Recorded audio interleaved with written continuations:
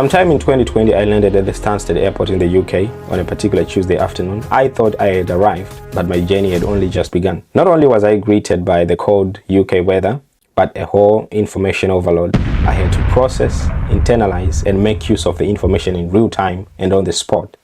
I thought I had done my own homework and preparation ahead of my trip to the UK, but there were a lot of other things I wish somebody had set me down to just explain how it works, how it feels, and why it's important. So in this video, I'm going to share with you my personal experience with the hope that it informs you and helps you prepare if you are somebody who is looking to move to the UK, or if you are just starting your process as far as migrating to the UK is concerned. If this is your first time, welcome to Meaningful Careers. This is the hub of information, insights, and inspiration for all things careers. And my name is Pardon Pagua. Meaningful Careers now. Take the time to take your destiny in your hands now. With Meaningful Careers. The first thing is your visa. If you don't have it as yet and you are working on it, then my advice there is go to the government.uk website. You'll find all the key information to use there. It's not as difficult as it sounds. The process is quite straightforward. You can actually do it by yourself unless your circumstances are quite complicated. Then you may need lawyers and solicitors. But if it's a simple and straightforward application process, you can always use that one, the gov.uk website. If you already have a visa and you're now just packing your bags, planning to come over, then you need to know what conditions are tied to your visa, because your visa determines what you can and what you cannot do. If you've got dependents, it also determines what they can do in terms of work, in terms of benefits, and many other things. It's going to be key and a constant reference point as far as your stay in the UK is concerned. Now they've got the e-visa facility where you then create an account for you to then access and prove your visa status. So understand your visa conditions before you land. The second one is around the flights and airports.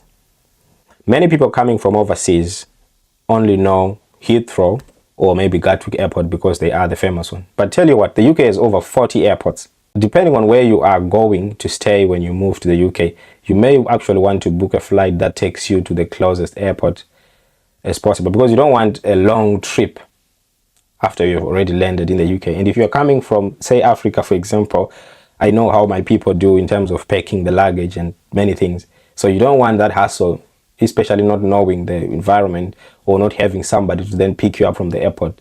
You want to minimize the travel. And if you've got kids, oh no, it's not going to be pleasant. So look for an airport that's closer to where you are going. That is your final destination. The third thing is the public transport system. Oh, it's quite convenient if you know how to use it.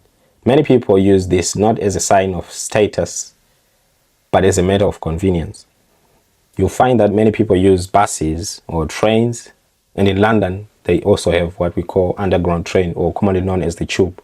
In terms of payments, people are moving away from cash, so you'll realize that a lot of people use bank cards to tap either as you get into the bus or to also tap when you are at the train station, or you can buy tickets in advance at the train station or for the bus as well. In the cases of London, you can also use the Oyster card for your payments. Then in terms of addresses and locations, when you're using the public transport and so forth, you find that there is a use of postcode. Postcode consists of letters and numbers, and it's used to identify the location of a particular area in the UK. You cannot just use the street number and name, because there are many streets that have got the same names even though they are in different locations. So the postcode then helps you to identify the specific place that you want to go for. Satellite navigation apps become your friends when you are moving around in the UK for the first time. For example, Google Maps, you have Waze, there is City Mapper as well in the context of London. It's handy and useful to then locate where you want to go, what time the bus or the train arrives, if there have been any delays, and so forth. Then the fourth one is private vehicles. I know public transport sounds great, but depending on your circumstances, you may actually find it easier to use your own car. How to buy a car? There are many ways to do it. You can use cash, you can use financing, but financing might be tricky if you are somebody who's just moved over and you don't have maybe a credit history.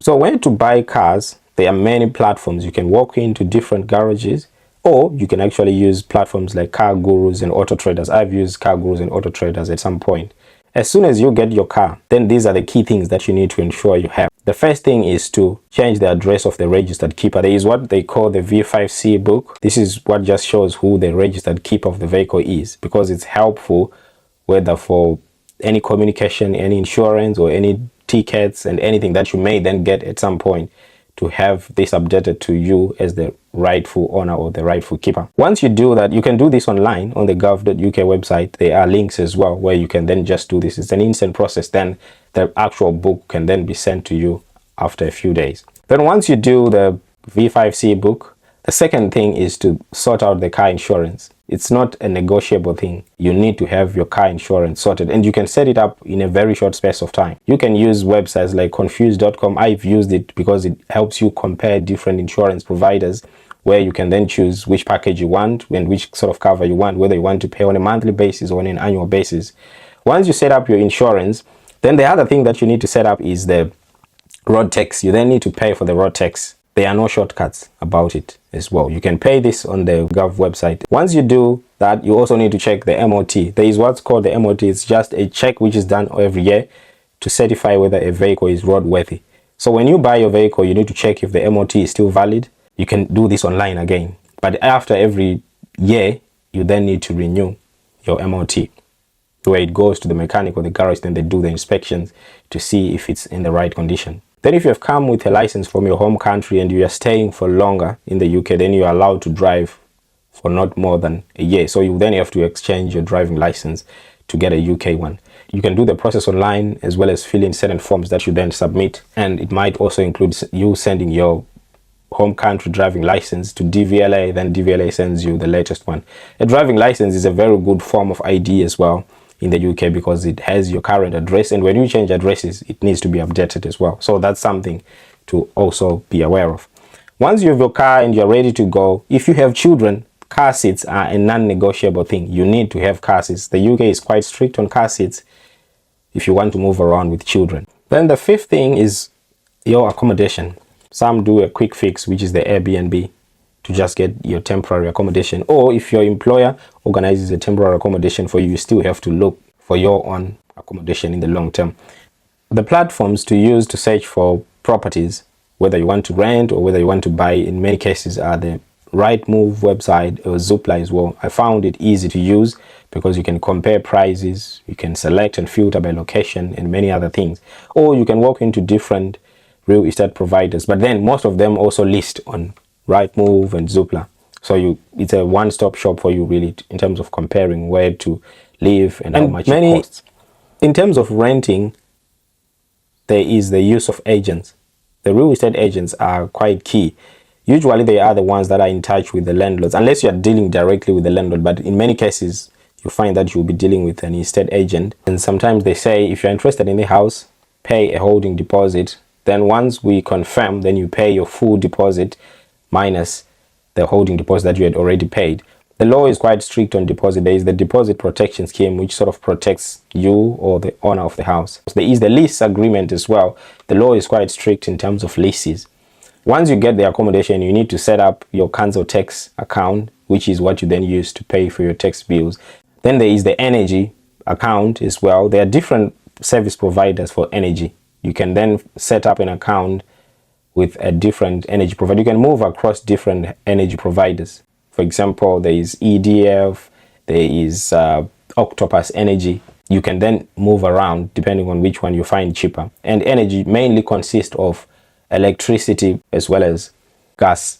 So in terms of the main accounts that you need to set up for your bills, there is council tax, energy, which includes gas and electricity, as well as the water bills. Those are the main type of accounts that you need to set up. Always ask about these different accounts and bills before you sign anything.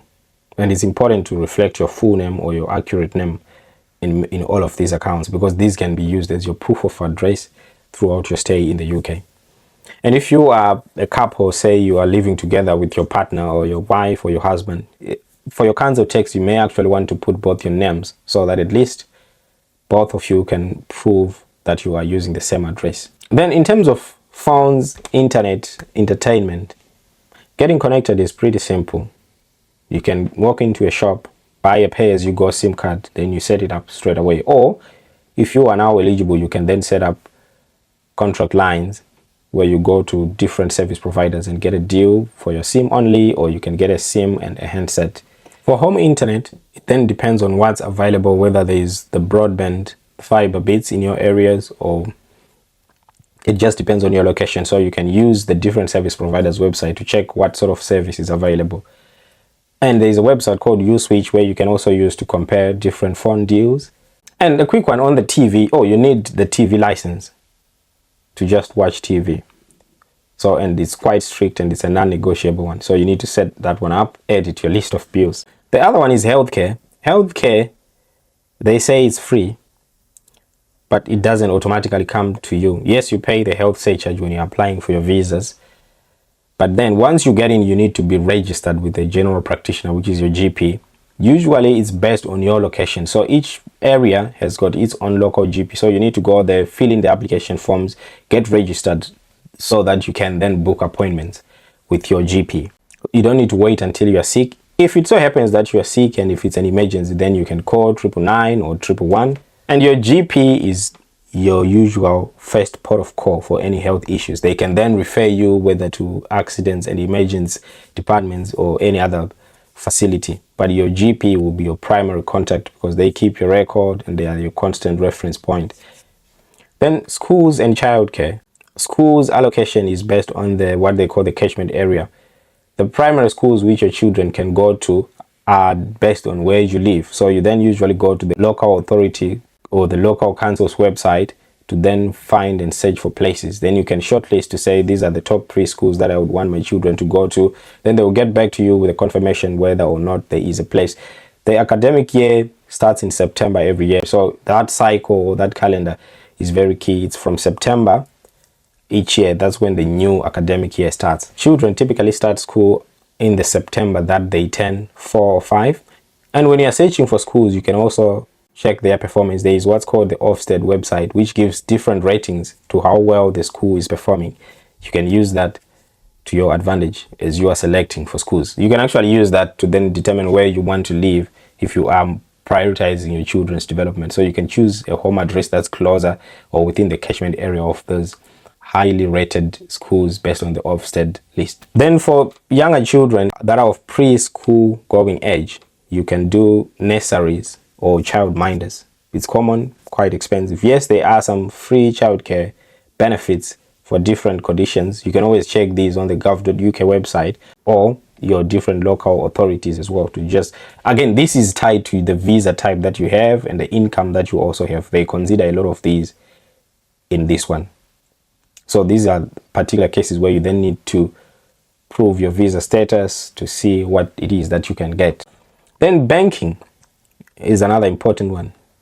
Getting a bank can be quite difficult. It can feel like a catch-22 in the sense that some banks say we need your address history to open an account for you, but then you have just recently moved to the UK, so it might be difficult. So there are quick ways to open bank accounts. For example, you can use Monzo or Revolut. These are easier to set up compared to your traditional banks. Then you can use this for as a starting point. Then once you have fixed and sorted all your address issues, etc., then you can then set up your traditional bank. But anyway, Monzo and Revolut, they still work just like your traditional banks. So, but how to set it up is what's quite easy. And you definitely need to use this for the public transport, for the payments in shops. Yes, in the shops you can still use cash, but card payments are quite handy. And another important thing then to note, once you start your banking life and things in the UK is the credit history. The credit rating determines how well you can get loans or any other credit facilities. It's dependent on your behavior as far as your loans and obligations are concerned. So it's important to start building up your credit rating. If you are somebody who is interested in maybe looking for a mortgage at some point, you might find that it's helpful to start building your credit rating or credit history as soon as you get into the UK. Then the last one is if you've got a dependent who is looking for a job. Dependents are less restricted in terms of the roles or the jobs that they can do compared to the main visa holder. So if you are a dependent, there are a lot of opportunities that you can do. You can work in different sectors, you can go to school. There are a lot of opportunities basically for dependents. So if you're a dependent, if you've just moved and you think, okay, where do I start? Then Meaningful Careers is there to help you with the career advice in terms of how to best navigate the market in the UK. You can see some of the videos that I've posted on this channel where I talk about the different things that you need to consider as far as the job market is concerned in the UK. So that's it in terms of the 10 things that I thought, oh, I could have benefited more by just at least having an understanding. Then I would have come prepared. If you've got any questions, let me know. Or if you've got anything that you think I might have missed, or if you've got any additions, or if you're already in the UK and you have lessons that you have also learned that you want to share with anybody watching this video, put it in the comment. Then we can always share. Meaningful careers now. Take the time to take your destiny in your hands now. With meaningful careers.